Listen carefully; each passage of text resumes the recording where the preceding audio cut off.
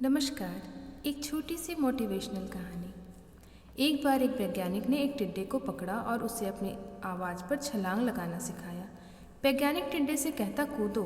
टिड्डा उसकी आवाज़ सुनते ही जोर की छलांग लगा देता। अब वह वैज्ञानिक था तो प्रयोग करना बनता ही था।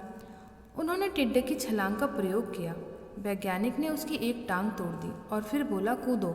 अब टिड्डे की छलांग की दूरी कम हो गई। वैज्ञानिक ने उसकी दूसरी टांग तोड़ दी और फिर बोला, कूदो। टिड्डे की छलांग और कम हो गई।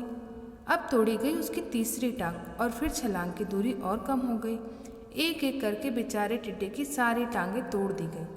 अब आखिरी टांग टूटने पर उससे फिर कहा गया, कूदो, पर वह हिल भी नहीं पाया। अब वैज्ञानिक ने अपना निष्कर्ष अपनी डायरी में लिखा। जानते हैं उसने अपनी डायरी में क्या लिखा? उसने अपनी डायरी में अपने हिसाब से ये लिखा कि जब एक टिड्डे की एक टांग तोड़ी जाती है तो वो थोड़ा बहरा हो गया। जब दूसरी टांग तोड़ी गई तो वो और बहरा हो गया। हर टांग के टूटने पर वह थोड़ा बहरा होता गया और जब उसकी सारी टांगें टूट गई तो वो बिल्कुल बहरा हो गया और ज़ोर ज़ोर से चिल्लाने पर भी उस पर कोई असर नहीं होता। वो तो अपनी जगह से हिल भी नहीं सकता। छलांग तो बहुत दूर की बात है। इस कहानी को सुनकर सभी को ऐसा लग रहा होगा कि वैज्ञानिक बिल्कुल मूर्ख ही था। इतनी सीधी सी बात उसे समझ में नहीं आ रही थी। या कुछ ये सोचेंगे कि बच्चे को भी पता है कि टिड्डे की छलांग उसकी टांग टूटने की वजह से कम हो गई, ना कि बहरा होने से। दोस्तों, हम सभी अपने जीवन में कई बार ऐसे ही मूर्ख बन जाते हैं।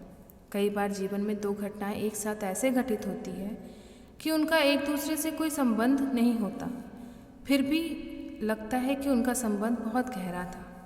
कभी कभी दिखता कुछ और है और समझ में कुछ और आता है और वास्तव में होता कुछ और ही है।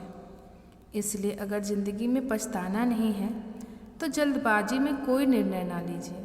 हमेशा सोचकर समझकर, बातों को टटोल कर, देख कर, सावधानी बरत कर ही कोई फैसला लेना चाहिए। जब आप हर तरह से सोच समझकर फैसला लेंगे तो आपको ज़िंदगी में कभी भी पछताना नहीं पड़ेगा, चाहे वो आपकी ज़िंदगी हो या आपके परिवार की ज़िंदगी। एक बार सोचिएगा ज़रूर। धन्यवाद।